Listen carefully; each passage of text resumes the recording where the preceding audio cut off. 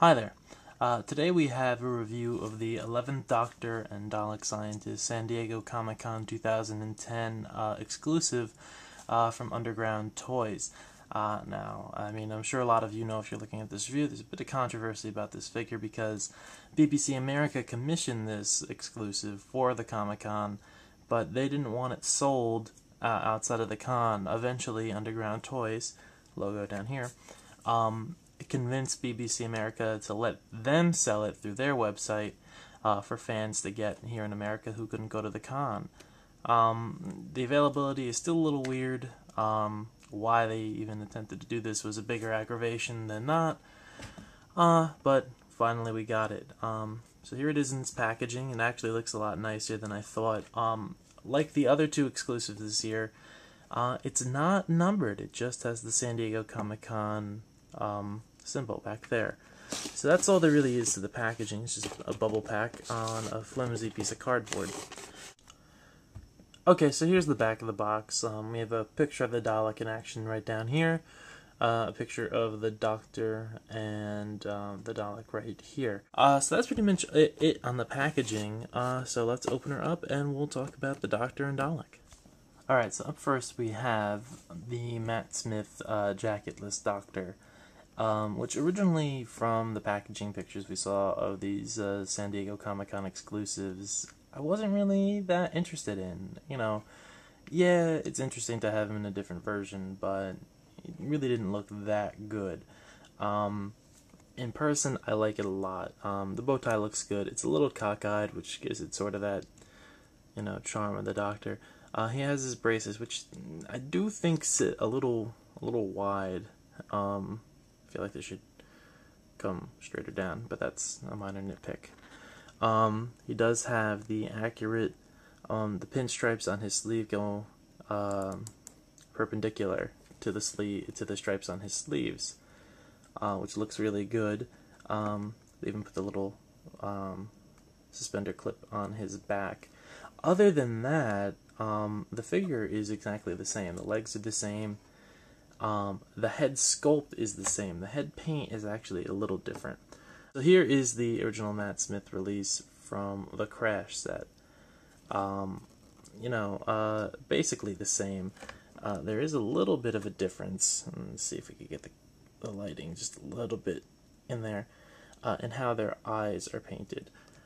And the skin tone is just a little bit darker, which makes his face look a little narrower, but it's the same sculpt, just treated a little differently, and it looks a lot better on the jacketless Matt's face. So I'm really happy about this. I wasn't really expecting to and thought I might even be getting rid of it, but, a really nice addition. As people have pointed out, though, he actually doesn't appear jacketless in the episode. So, oh well. He appears jacketless in the next episode, but minor nitpick. All around, though, very happy to have this figure, and a nice little bonus to getting the Dalek. Okay, so here we have the first new paradigm Dalek that's been released. This is the orange Dalek Scientist, in the new mold for the Matt Smith season of the Daleks.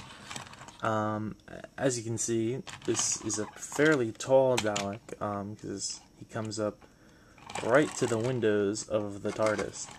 A lot bigger than any of the previous Daleks. A lot fatter, this way. And, on first blush, I really didn't like the new model of the Daleks, but it's since grown on me. The toy makes me like it a little bit more. I think from the front, the new look is amazing.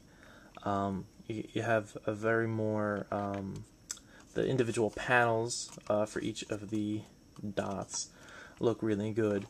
The expanded arm looks really good. The vents here look really good, and I like the new big eye stalk. From the side, he looks really long. These kind of are ridiculously long, and as you can see just from the packaging, his blaster arm is a little bent, and it doesn't quite have the same movement capability as the previous one. The sucker arm does, but it's bending a little bit from gravity. His eye stalk, as far as I can tell, either mine is very stiff or it doesn't move at all, which is a little bit of a downside. The dome moves all the way around, looks really good. I like the new light pegs. They look substantial for once. But what has been my problem with just the new model is this bump that they've put on the back. Ostensibly, it's so that the actor can fit better inside, sitting down, and be able to look out here, but still be comfortable instead of cramped inside the little ones. But it makes the Dalek look really bulky. Whereas, let me roll it to the outside. If you cut it off there, actually they would be still in the classic, mold, but look pretty new and imposing. I do like this little touch on the back. And again, from the front and back, these look really good and tapered. They look way too long. This is well over, it's about 7 inches long, so you can only imagine scaled up how long it must be in person. So, all around though, I love this figure. It's making me like the new model. The paint job is amazing. I love the orange, but I especially like the charcoal accents on the, whatever you would call this for the gun, and the little balls. It just looks really good. The accent well together. You might be able to hear the casters on the bottom are a little loose, and they don't really make for easy rolling, or they make a sound. Still, he does get around, but a little wobbly. Now, I just thought it would be interesting to point out that this is the Dalek that the new Paradigm Daleks are technically based off of. As you can see, and this is the Dalek from Dalek Invasion of the Earth, they have the same sort of eye stalk, just in different proportions. They both have the little bulbs. They have the vents like this. To an extent, they have the same type of casing, and the multicolored balls and casing color. But mostly, both of them have the bumper. This is what Stephen Moffat has said the new Paradigm Daleks are supposed to be based off of. I can definitely see it, and as you can see, the original Dalek has this little magnetic disc on the back so that he can move around on Earth. So I just thought it'd be interesting to see what the basis was for these figures, and I can definitely see what they were going for. In person, it looks a lot better. I think if you angle it like that, it looks really good.